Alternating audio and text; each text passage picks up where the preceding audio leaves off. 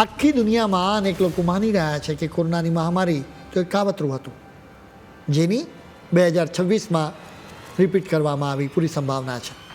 એટલે કે ફરીથી ઇરાદાપૂર્વક મહામારી લાવવામાં આવશે. આખી વાતના કેન્દ્ર સ્થાને બિલ ગેટ્સ અને તેમના જેટલા પણ ધનાઢ્ય મિત્રો છે એ બધા લોકો સામેલ છે. ઘણા બધા લોકો માને છે કે કોરોનાની મહામારી આ લોકો જ લાવ્યા હતા. હવે તમને સવાલ થાય કે દુનિયાની વસ્તી ઘટાડવાનો તેમનો શું ઈરાદો હોઈ શકે? એક કોન્સ્પિરસી મુજબ આ અબજોપતિઓ માને છે કે પૃથ્વીનો ભાર ખૂબ જ વધારે છે, એટલે વસ્તી ઘટાડવી જોઈએ. આ કોન્સેપ્ટ ધ ગ્રેટ રિસેટ તરીકે જાણીતો છે. દુનિયાભરમાંથી ઘણા બધા લોકોએ કોરોનાની મહામારી માટે બિલ ગેટ્સ એન્ડ કંપનીને જવાબદાર ગણાવ્યા. એના માટેનું કારણ પણ જાણવું પડે. વાત જરા એમ છે કે કોરોનાની મહામારી વિશે સ્વાભાવિક રીતે કોઈએ કલ્પના નહોતી કરી. જોકે આવી કલ્પના બિલ ગેટ્સે જરૂર કરી હતી, એ પણ 5 વર્ષ પહેલાં. વર્ષ 2015ની આ વાત છે. વર્લ્ડ ઇકોનોમિક ફોરમના એક રિપોર્ટ મુજબ આફ્રિકામાં 2015માં ઇબોલા વાયરસ ફેલાયો હતો.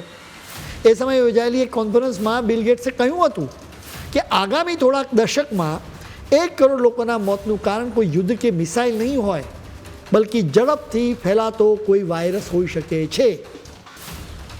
ઇબોલા વાયરસથી 2 વર્ષમાં 11,000 લોકોના મોત થયા હતા. ગેટ્સે આગાહી કરી હતી કે ઇબોલાથી પણ વધારે ખતરનાક વાયરસ આવશે. તેમણે કહ્યું હતું કે એવો કોઈ વાયરસ આવી શકે કે જેનું ઇન્ફેક્શન થવા છતાં લોકો તો સાજા હોવાનું જ અનુભવે અને બીમારી વિશે ખબર જ ના પડે. પ્લેન કે બજારમાં આવા વાયરસનું સંક્રમણ ફેલાઈ શકે.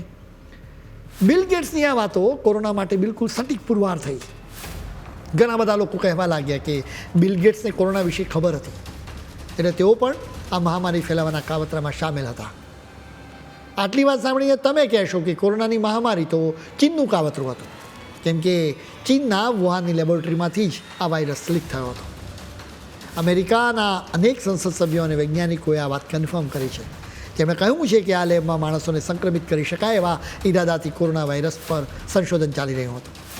હવે એ સમયે રિપબ્લિકનના સેનેટર રેન્ડ પોલે આરોપ મૂક્યો હતો કે વુહાનની આ લેબોરેટરીમાં સંશોધન કરવા માટે અમેરિકાએ જ રૂપિયા આપ્યા હતા.